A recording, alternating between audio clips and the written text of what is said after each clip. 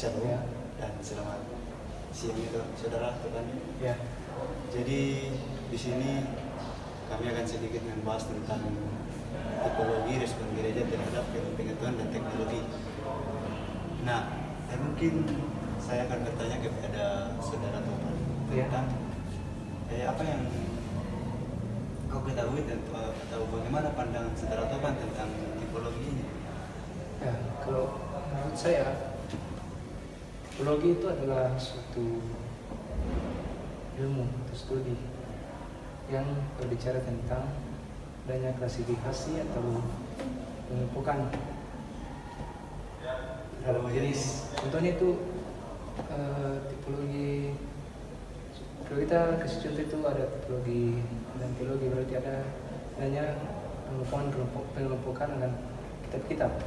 Itu. Jadi dia berbicara soal pengelompokan atau jenis-jenis yang ada di dalamnya. Jadi pandangan saudara Topan tentang tipologi itu adalah sebuah pengelompokan atau berbagai jenis macam baik itu makhluk hidup maupun benda-benda lainnya.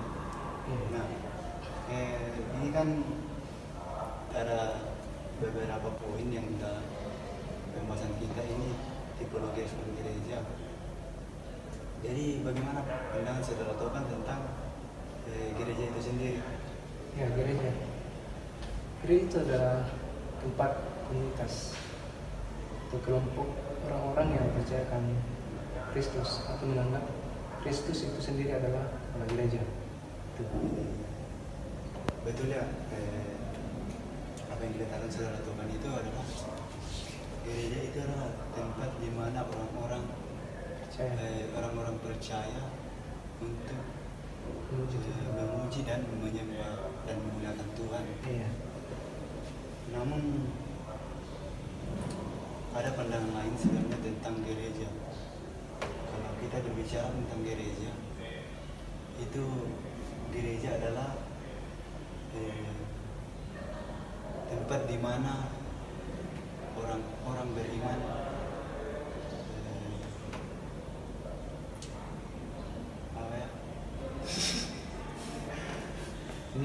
menyembah dan memuliakan Tuhan. Kemudian kalau kita berbicara tentang tipologi respon gereja terhadap pengetahuan dan teknologi, jadi bagaimana kita berbicara tentang ilmu pengetahuan itu tersendiri? Ya.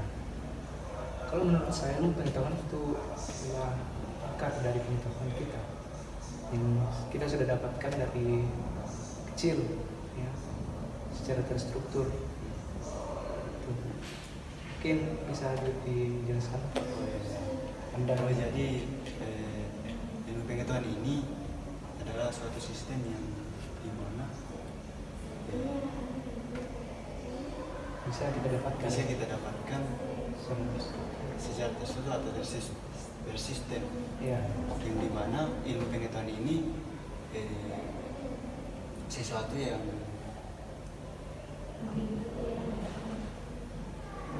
tidak terjadi menjadi jadi karena hasil dari ilmu atau pengetahuan itu sendiri. Oke. Kemudian kita berbicara poin teknologi itu, bagaimana sih pandangan saudara Topan tentang teknologi itu sendiri? Teknologi, kita mungkin sudah ketahui bersama, teknologi itu adalah suatu alat yang bisa dipakai manusia untuk memudahkan suatu pekerjaan.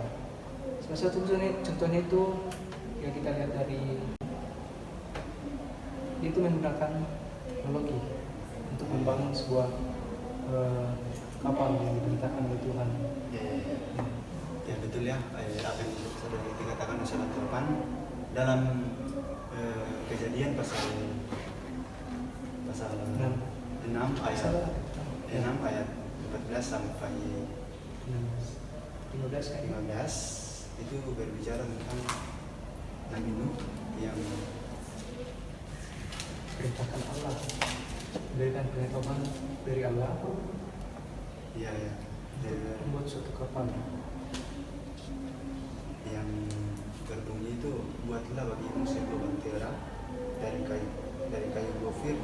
Bahtera itu harus kau buat berpetak-petak dan harus menutup dengan pakal dari luar dan dari dalam. Beginilah engkau harus membuat bahtera itu 300 hasta panjangnya, 50 hasta lebarnya, dan 30 hasta tingginya. Nah,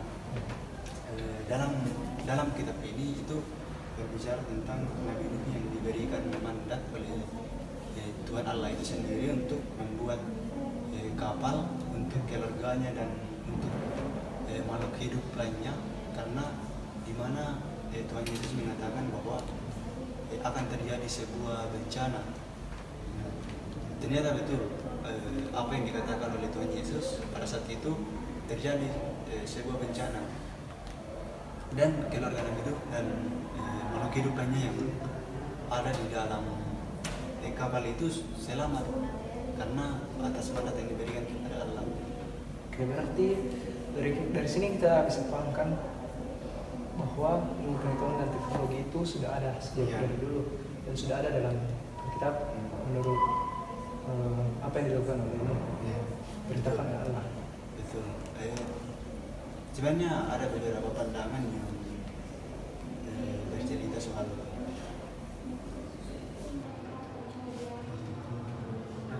dari sini kita akan menyadari bahwa kita sebagai mahasiswa sudah berada di era ilmu pengetahuan dan teknologi yang sudah maju.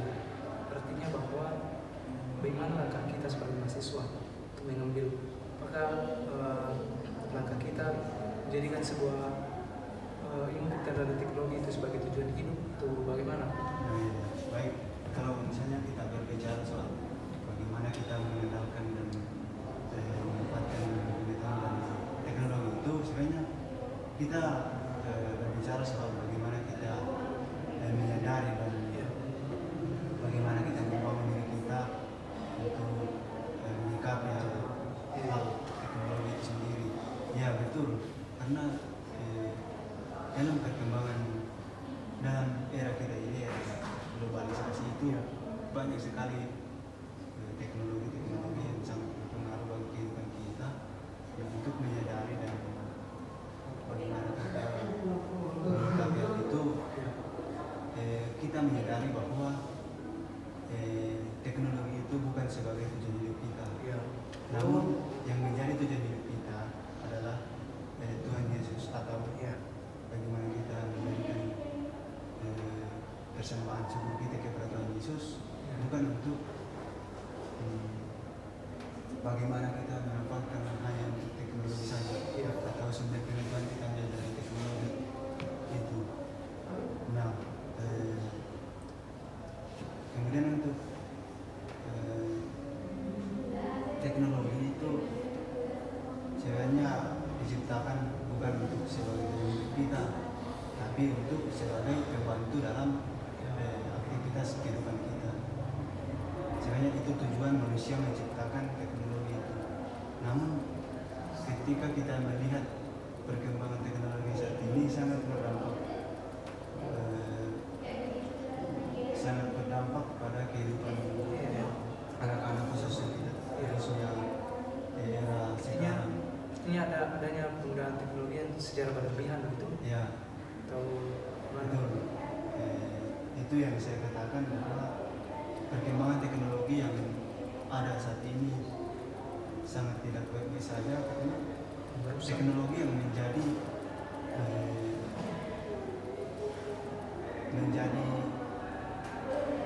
tujuan hidup bagi banyak orang, karena teknologi ini sudah menguasai diri mereka, atau teknologi ini sudah dijadikan sebagai alat untuk hidup. Tapi betul, kalau kita berbicara soal teknologi, betul sebenarnya kita bisa memanfaatkannya, tapi dengan tidak hanya berpedoman pada itu saja.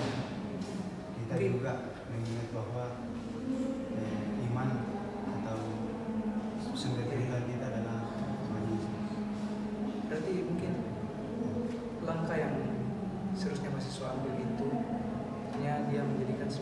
Allah itu sebagai tujuan hidup. Ya. Teknologi itu hanya sebagai alat dalam kehidupan kita, sebagai pembantu dan membantu kita untuk memudahkan segala apa yang kita butuhkan. Betul. Ya mungkin itu saja yang saya ketahui tentang bagaimana cara kita menyikapi sebagai Ya. mahasiswa Kristen. Jadi mungkin itu saja saya pengetahuan tentang itu. Ya. Saya kembalikan ke Silon. Ya, kalau mungkin dari tipologi respon gereja dan penggunaan teknologi itu kita belajar bahwa bagaimana kita harus menyikapi langkah-langkah yang harus kita ambil untuk menyikapi penggunaan teknologi. Ya, begitu. Dan kita harus bisa merespon penggunaan teknologi itu dalam firman Tuhan. Artinya bahwa jangan sampai kita terjerumus dalam hal-hal yang duniawi atau teknologi-teknologi yang di era sekarang ini sudah berkembang.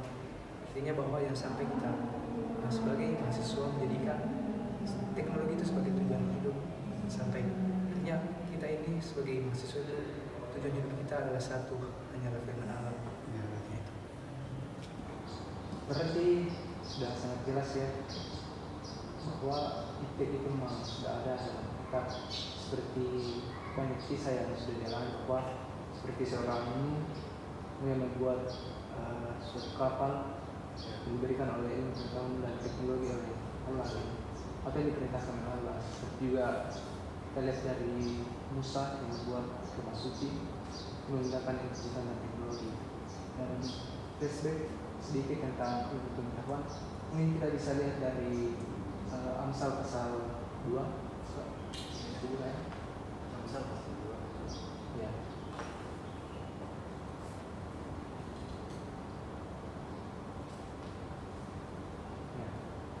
Amsal pasal 2 ayat 6 dikatakan, karena Tuhanlah yang memberikan hikmat, dari mulutnya datang pengetahuan dan kepandaian.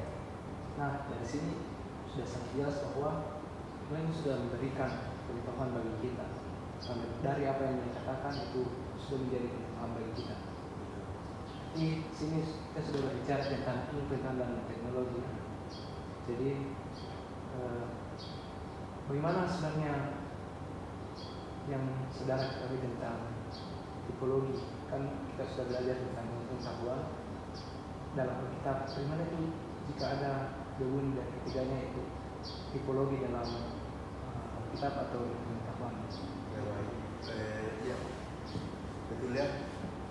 Jadi dalam tipologi respon gereja itu ada beberapa poin yang menjadi landasan bagi kita atau yang perlu kita ketahui, karena dalam memahami tipologi dalam respon gereja terhadap pengetahuan teknologi itu perlu kita ketahui bahwa ada empat poin yang menjadi landasan kita atau perlu kita ketahui. Ada fanatisme Alkitab, fanatisme teknologi, dan kompromi, juga ada kritis dan analisis. Nah, dari keempat ini saya akan menjelaskan satu persatu dari poin ini. Yang pertama itu dari fanatisme Alkitab. Jadi kalau kita berbicara tentang fanatisme Alkitab, itu pandangan kita dalam mengembangkan pengetahuan kita, yaitu hanya menerima ajaran atau ajaran pengetahuan itu semua kita terima dari iman atau Alkitab. Berarti dia tidak menerima kritik. Ya, betul. Nah, sambil dikatakan, jadi Alkitab ini, fanatisme Alkitab ini, dia tidak menerima semua ajaran selain dari Alkitab sendiri, atau pengetahuan itu berasal dari Alkitab atau iman. Nah, selanjutnya itu fanatisme teknologi atau tech. Nah, pengetahuan ini hanya dia didapatkan atau diterima dari teknologi, atau tidak menerima ajaran apapun, tidak menerima ajaran dari Alkitab dan ajaran lain selain dari teknologi. Jadi yang dia utamakan dalam fanatisme IPTEK ini itu ajaran atau ilmu pengetahuan yang berasal dari teknologi sendiri. Nah, kemudian ketika kita berbicara soal kedua fanatisme ini, ada juga poin yang berbicara tentang kompromi. Nah, kompromi ini dia bagaimana menerima atau melihat bagaimana ajaran yang baik dari Alkitab dan dari teknologi. Jadi dia menerima keduanya, tapi dia menerima tapi tidak percaya begitu saja. Jadi ada pertimbangan. Ya, ada pertimbangan di mana dia mau menerima ajaran dari Alkitab dan fanatisme itu dengan adanya pertimbangan. Itu tadi penjelasan mengenai poin dari kompromi. Nah, kemudian ada pun poin terakhir dari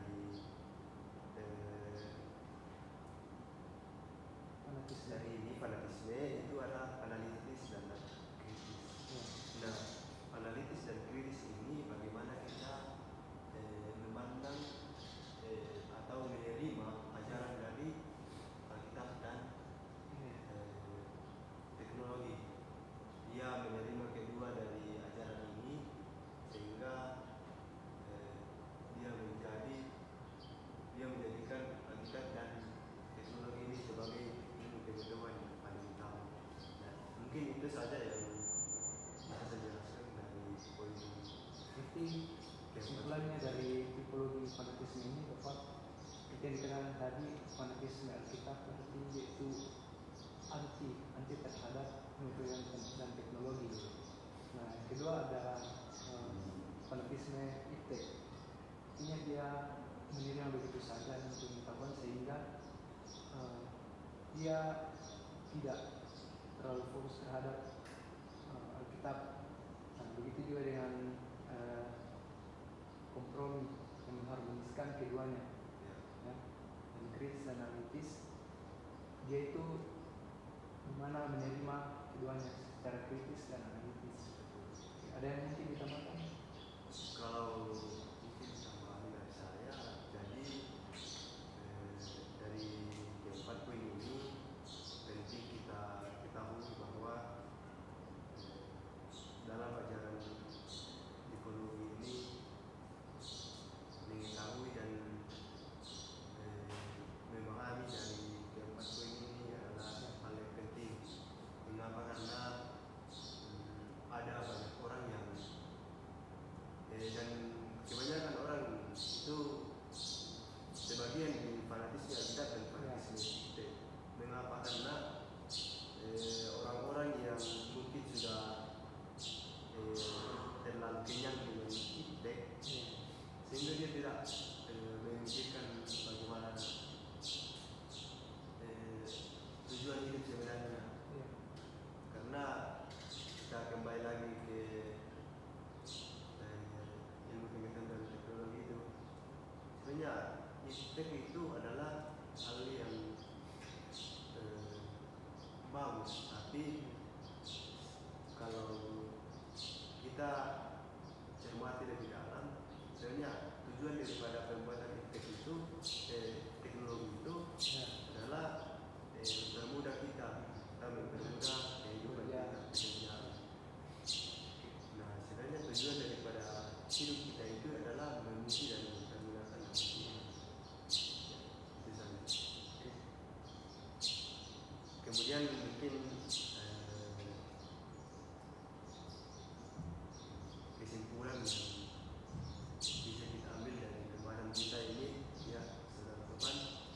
Jadi mungkin kita sudah belajar sedikit tentang tipologi respon gereja terhadap ilmu pengetahuan dan teknologi. Kita sudah belajar tentang ilmu pengetahuan dalam Alkitab. Kita sudah belajar banyak. Mungkin ada sedikit kesimpulan yang mungkin kita ditambahkan saudara Andi. Ya, baik. mungkin kesimpulan yang bisa kita ambil dalam pembahasan kita pada saat ini itu tipologi respon gereja adalah pandangan di mana kita perlu kita pahami lebih baik dan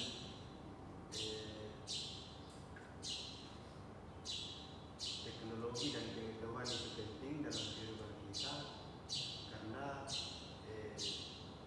bagaimanapun pengetahuan itu penting. Bagaimana kita bertindak dan melakukan sesuatu dan teknologi juga itu penting. Bagaimana teknologi ini membantu kehidupan kita. Namun kita perlu tahu bahwa teknologi dan pengetahuan itu harus kita gunakan dengan baik karena bagaimanapun teknologi dan pengetahuan itu ketika kita menyalahgunakan kedua hal tersebut pasti kita membawa dampak yang lebih buruk kepada masyarakat bahkan saudara-saudara kita yang ada di sekitar kita. Jadi penting dan perlu kita pahami bagaimana kita menggunakan pengetahuan dan teknologi itu karena kita berbicara di sini pengetahuan dan teknologi. Jadi penting dan perlu kita ketahui bahwa kita harus menggunakan pengetahuan dan teknologi itu dengan baik. Mungkin itu saja kesimpulan yang bisa saya ambil dari pembahasan kita ini. Terima kasih saudara teman. Mungkin sekian podcast kita hari ini. Ya baik. Sebagai tugas kita. Ya baik. Demikian dari pembahasan kami pada siang hari ini. Ya. Jadi kalaupun ada kata-kata yang kurang baik dan kurang menarik kepada Bapak dan teman-teman, kami mohon maaf. Jadi demikian tugas video kami, tugas podcast kami. Kami ucapkan banyak terima kasih. Tuhan Yesus memberkati. Amin. Shalom. Shalom.